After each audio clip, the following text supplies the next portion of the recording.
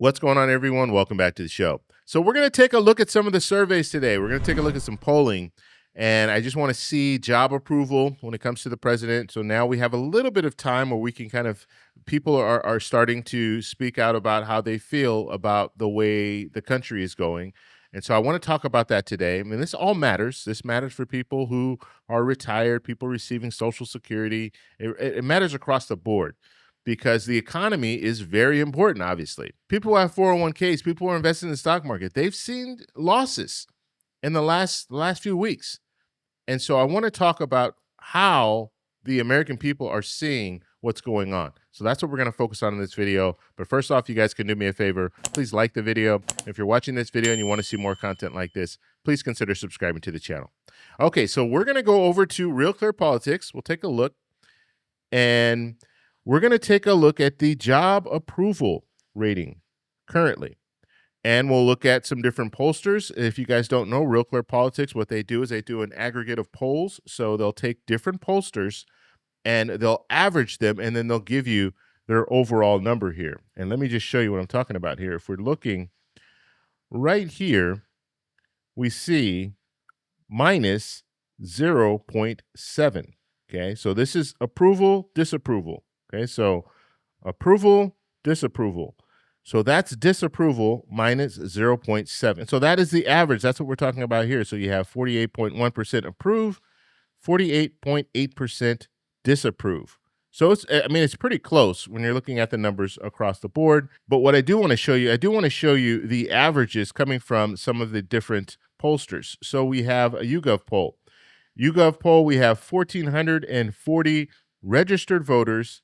They're showing 48% approve, 50% disapprove. We have Reuters, Ipsos. We have 45% approve, and then we have 51% disapprove. Rasmussen reports we have 1,500 likely voters, 52% approve, 47% disapprove. So this one is showing for Trump, so +2. All the other ones the other two were showing disapproval. This is showing an overall approval. Fox News has a sample size of 994 registered voters. We have 49% approve, 51% disapprove. RMG Research, we have 3,000 registered voters, 53% approve, 45% disapprove. So we're showing here an approval rating. So that's a positive for Trump here. But the other three are negatives for Trump. We have Atlas Intel. Atlas Intel was pretty close when it comes to the election. They were pretty spot on. They're showing 47% approve, 52% disapprove. So that's a -5 there. So just giving you kind of an idea of what's going on. We'll do one more.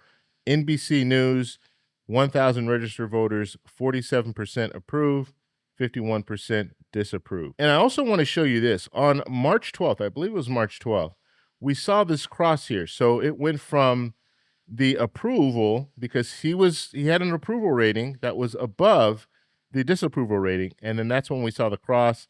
Then it got close here.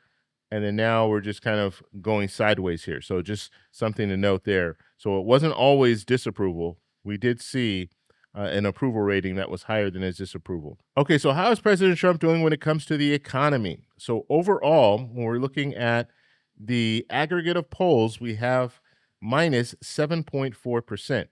So we have approval here of 44.2%, disapproval of 51.6%.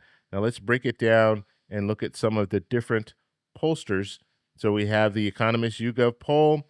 We have 1,440 registered voters, 46% approve, 50% disapprove. We have the Fox News poll, 994 registered voters, 43% approve, 56% disapprove. RMG Research, 3,000 registered voters. We have 48% approve, 48% disapprove. So that would be a tie. We have Reuters Ipsos. We have 1,422 adults, 39% approve, 51% disapprove. We have NBC News, 1,000 registered voters, 44% approve, 54% disapprove. Then we have Emerson, 1,000 registered voters, 37% approve, 48% disapprove. And then we have to move down to CBS News to find a approval that is over the disapproval rating. And that was back in February. We have 2,311 adults, 51% approve, 49% disapprove. Okay, so now let's move to the topic of immigration. So immigration, Trump is actually doing pretty good. He is at plus 7.8%. So his approval is above his disapproval. In this category, we'll take a look at a few of these. And so we have the Economist YouGov, 1,440 registered voters, 51% approve, 47% disapprove.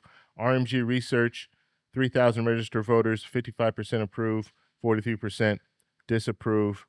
Reuters Ipsos, we have 1,422 adults, 50% approve, 41% disapprove. NBC News, 1,000 registered voters, 55% approve, 43% disapprove. Emerson, 1,000 registered voters, 48% approve, 40% disapprove. Quinnipiac, 1,198 registered voters, 46% approve, 49% disapprove. So this is the only one out of all these that we have here. This is the only one showing a disapproval rating when it comes to immigration. Okay, and the last one I'm going to show you guys today, and we'll do some more in the future, but the last one I want to show you is inflation. Okay, and this is probably why President Trump is in office right now, because he said he was going to do something about inflation. But let's see how the American people feel about what's going on when it comes to inflation right now. So looking at the overall rating right now, we have it at minus 10.4%. So that's disapproval.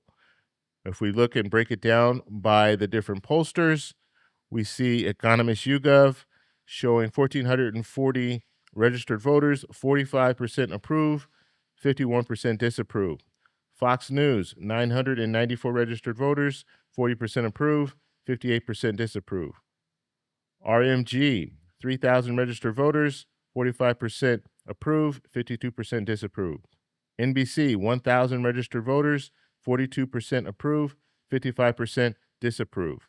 We're looking at CBS News, 2,311 adults. We have 46% approve, 54% disapprove. And then we have the Harvard-Harris poll, 2,443 registered voters, 45% approve, 55% disapprove. So if we're looking here, this is very important.